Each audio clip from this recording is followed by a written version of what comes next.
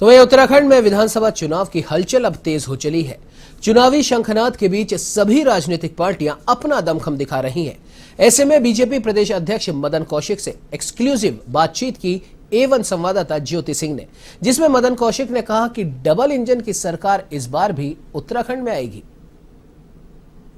A1 TV और मैं हूं आप सभी के साथ ज्योति सिंह। उत्तराखंड विधानसभा चुनाव में अब से बस कुछ ही दिन बचे हुए हैं और इसी पर हमारे साथ खास बातचीत के लिए यहां पर उत्तराखंड बीजेपी के प्रदेश अध्यक्ष मदन कौशिक जी जुड़े हुए हैं। सर, बहुत बहुत स्वागत है आपका A1 टीवी पर। नमस्कार सर, लगातार आप चुनावी मैदान में उतरे हुए हैं, फीडबैक कैसा मिल रहा है आपको? बहुत अच्छा है।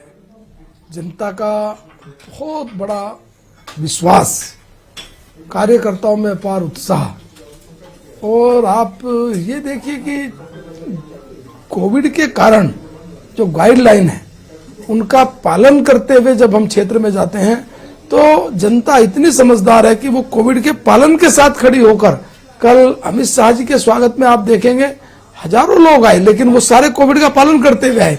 कहीं भी उन्होंने ये प्रयास नहीं किया जनता ने कि 10 से ज्यादा जमा हो, 10 फिर 10 फिर 10 ऐसे करके खड़े थे। और जनता कह रही थी कोविड का पालन करेंगे और भारतीय जनता पार्टी को प्रचंड बहुमत से जिताएंगे। ये बड़ा माहौल है राज्य के अंदर।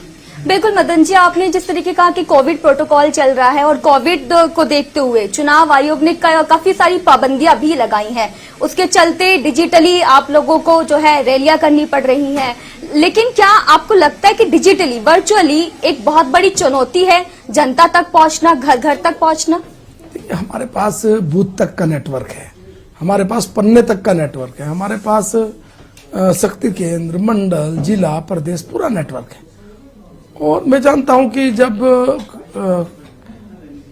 कोरोना का काल था हम लोगों ने इसी का उपयोग किया नेटवर्क का। हम लोग जनता तक गए, हमारा कार्यकर्ता गया, हमने कार्यकर्ताओं को आवश्यक निर्देश दिए।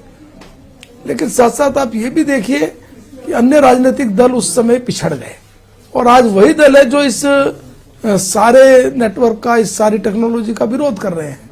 तो निश्चित रूप से भारतीय जनता पार्टी, हम 70 विधानसभाओं में हमने सम्मेलन किए हैं, लगभग पूरे होने की स्थिति में है। हम लोग, हमारे नेता इस टेक्नोलॉजी का उपयोग करके लगातार प्रदेश के लोगों से बातचीत कर रहे हैं। तो मैं समझता हूं कि आप देखेंगे चुनाव आयोग जिस तरह के अभी दिशा निर्देश देगा उसके अनुसार भारतीय जनता पार्टी पूरे नेटवर्क के साथ तैयार है। मदन जी, बीजेपी के कौन कौन से मुद्दे हैं जिन्हें लेकर वो चुनावी मैदान में उतरी है, लोगों के बीच में उतरी है? हमारी डबल इंजन की सरकार है, मोदी जी का मार्गदर्शन, मोदी जी का आशीर्वाद, युवा मुख्यमंत्री का नेतृत्व, कार्यकर्ताओं का अपार उत्साह, मजबूत हमारा संगठन, 5 साल में प्रत्येक वर्ग के लिए आधारभूत जबरदस्त हम लोगों ने कार्य किए हैं। पहाड़ पर पहली बार ट्रेन नजर आ रही है, चारों तरफ अच्छी सड़कों का निर्माण हो रहा है, मेडिकल के क्षेत्र में एक बहुत बड़ा कार्य राज्य के अंदर हुआ है, महिलाओं को स्वावलंबी बनाने के लिए अनेक योजनाएं लाई हैं, युवाओं को रोजगार से जोड़ने के लिए हमने अनेक रोजगार की योजनाएं बनाई हैं, किसानों को इनकम दुगनी हो, जहां भारत सरकार ने किसान सम्मान निधि और अन्य प्रकार के कार्यक्रम चलाए हैं, वहीं राज्य ने भी 0% पर किसानों को ऋण उपलब्ध कराकर और अच्छे प्रकार के बीज और इत्यादि जो उनको एक सुझाव के रूप में कहा क्या किया जा सकता है खेती के रूप में, ये भी सब हम लोगों ने एक बड़ा प्लान वे में किया है। तो मैं कह सकता हूं कि हमने हर वर्ग के लिए बहुत बड़ा कार्य किया है। मदन जी, आपने कहा कि डबल इंजन की सरकार इस वक्त है, लेकिन विपक्षी पार्टियां जो है, कांग्रेस सीधा आरोप आप पे लगा रही है कि डबल इंजन की सरकार होने के बावजूद भी धुआं छोड़ती हुई डबल इंजन की सरकार दिखाई दे रही है। अगर राज्य के अंदर इतनी अच्छी सड़कें बनी है, इतना अच्छा इंफ्रास्ट्रक्चर हुआ है, राज्य के अंदर आज केदार धाम, बद्रीनाथ, गंगोत्री, यमुनोत्री में किस प्रकार के सुधारात्मक कदम उठाए गए हैं, कुमाऊं के अंदर किस प्रकार की सड़कों का निर्माण हुआ है, आज लगभग जो प्रमुख हमारे जिले हैं सब में मेडिकल कॉलेज बनाए जा रहे हैं, ऋषिकेश कर्णप्रयाग रेल लाइन तेजी के साथ चल रही है, देवबंद रोड की रेल लाइन तेजी के साथ चल रही है, इसी प्रकार से बागेश्वर टनकपुर की रेल लाइन का सर्वे होकर वो भी आगे बढ़ रही है। जो इतने दिनों से रुके हुए डैम का काम था वो हम लोगों ने शुरू। आप अगर ये सारे काम कांग्रेस को नजर नहीं आ रहे हैं तो वो उनकी आंख की कमी हो सकती है, चश्मा लगाकर देखें तो उनको नजर आएंगे सारे काम। उनको धुआं नहीं नजर आएगा, उनको अपितु एक्चुअल में डबल इंजन का स्टार्टिंग नजर आएगी कि हाँ क्या अच्छा है। लेकिन मदन जी, कांग्रेस तो सीधा आरोप लगा रही है कि डबल इंजन की सरकार होने के बावजूद भी मुख्यमंत्री अपने क्षेत्र में सड़क नहीं बनवा पाए। नहीं, जबरदस्त सड़क है, सब जगह काम है। कांग्रेस, देखिए राजनीति में कांग्रेस की प्रॉब्लम यही है परमानेंट। कांग्रेस ये सत्यता स्वीकार नहीं कर रही कि देश की सत्ता से जनता ने उसको बाहर कर दिया है। आज भी वो उस चीज को भुला नहीं पा रही है। आज भी वो हवाबाई है। आज भी जनता से जुड़ने की बजाय वो बिल्कुल ऊपर ही ऊपर है। कांग्रेस के 5 साल के नेता बताएं, विधानसभा सदन से लगाकर और पार्टी के आधार पर जनता तक क्या काम किए हैं। कोरोना में केवल मोदी के पुतले जलाना, मोदी के खिलाफ आंदोलन करना, जनता के लिए क्या किया इन लोगों ने? आप बताइए, कोरोना में हमारा कार्यकर्ता मास्क, सैनिटाइजर, राशन किट जनता के बीच में, डॉक्टर, बेड ये उपलब्ध करा रहा था। ये लोग केवल मोदी जी को गाली दे रहे थे। हम वैक्सीन लगवा रहे थे, हर बूथ पर जाकर वैक्सीन का काम शुरू कर रहे थे। हम वैक्सीन के केंद्रों पर जाकर लोगों को प्रोत्साहित कर रहे थे। ये उसको मोदी की वैक्सीन बताकर लोगों को करे थे वैक्सीन नहीं लगवानी है। हम वैक्सीन लगवाने के लिए जनता को प्रेरित कर रहे थे, प्रधानमंत्री जी स्वयं। ये लोग कह रहे थे प्रधानमंत्री जी का फोटो नहीं आना चाहिए। इस प्रकार से कांग्रेस को सच्चाई स्वीकार करनी पड़ेगी, वो देश की सत्ता से बाहर है। अब देश के अंदर नरेंद्र मोदी जी के नेतृत्व वाली एक मजबूत सरकार है जो भारत के मान सम्मान और स्वाभिमान को बढ़ा रही है। और आज भारत के स्वाभिमान के कारण प्रत्येक राज्य आज जिस प्रकार से उन्नति प्रगति की तरफ बढ़ रहा है, ये वास्तव में मजबूत केंद्र में जो सरकार है उसी का आधार है। जी मदन जी, उत्तराखंड में आप अपना कंपटीशन जो है वो किसके साथ ज्यादा देख रहे हैं, कांग्रेस के साथ या फिर नई पार्टी आम आदमी पार्टी के साथ? टक्कर किसके साथ है? हम इस विषय में कभी नहीं सोचते। हम हमारे कार्यकर्ताओं की मेहनत के आधार पर बहुत ज्यादा हम जानते हैं कि हमारा कार्यकर्ता कितना मेहनती है। हम अपना काम करते हैं। हम 70 विधानसभाओं पर लड़ रहे हैं। हमारा कार्यकर्ता 70 की 70 विधानसभा पर जी तोड़ मेहनत कर रहा है। अब ये वो जो लोग हैं वो तय करें उनका कंपटीशन किससे है, आपस में तय करें क्या है कैसे है। हम तो हमारा कार्यकर्ता की मेहनत पर विश्वास है कि हम 17 से बड़ी विजय प्राप्त करेंगे। लेकिन आम आदमी पार्टी तो कह रही है उत्तराखंड को दिल्ली जैसा बना देंगे, फ्री बिजली की बात कर रहे हैं, तमाम वादे कर रहे हैं। देखिए कौन सी पार्टी क्या कहती है ये तो वो पार्टी जाने।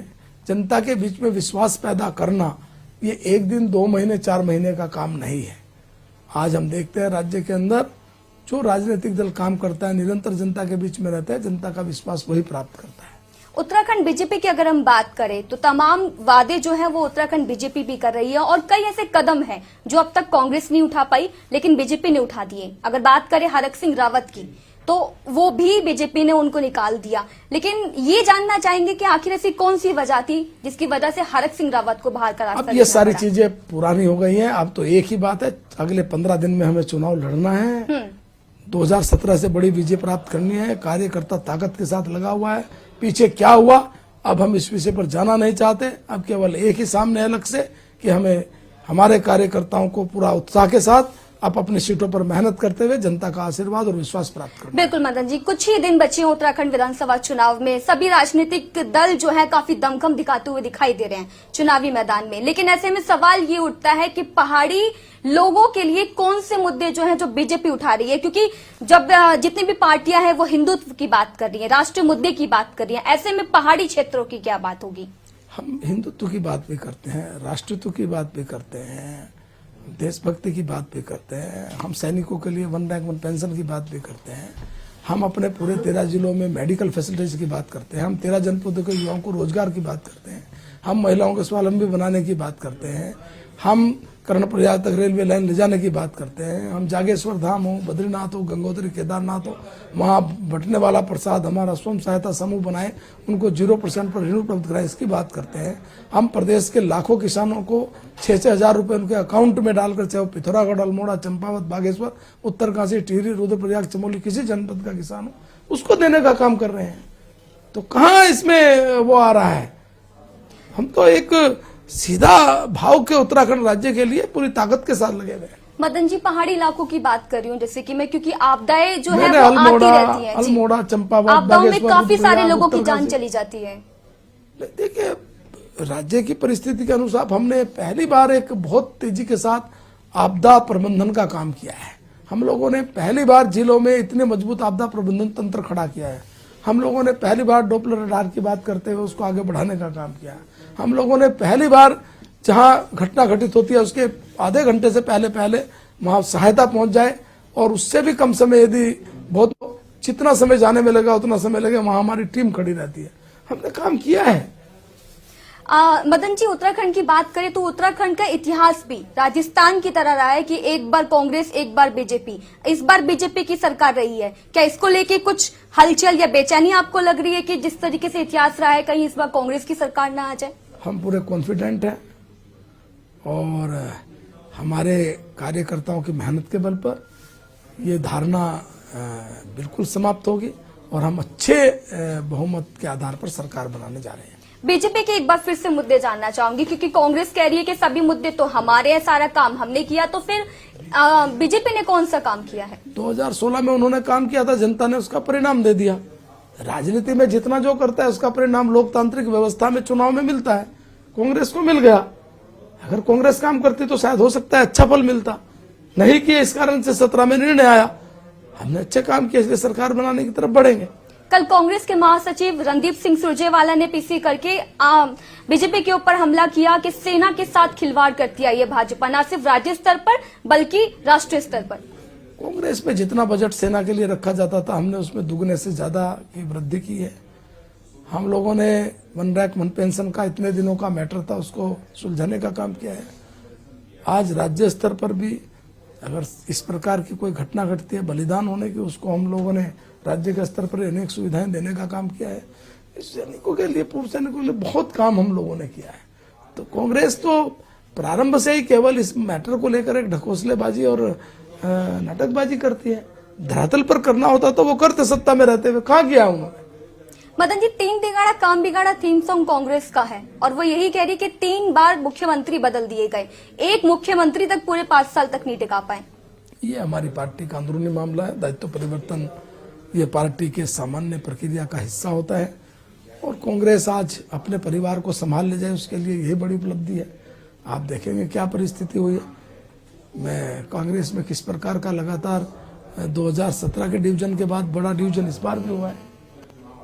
क्या उत्तराखंड में बीजेपी वर्सेस कांग्रेस तक का ये चुनाव रहेगा, रावत वर्सेस धामी जी? देखिए, मैंने कहा कि हम चुनाव हमेशा से इस रूप में लड़ते हैं कि हमने क्या किया है।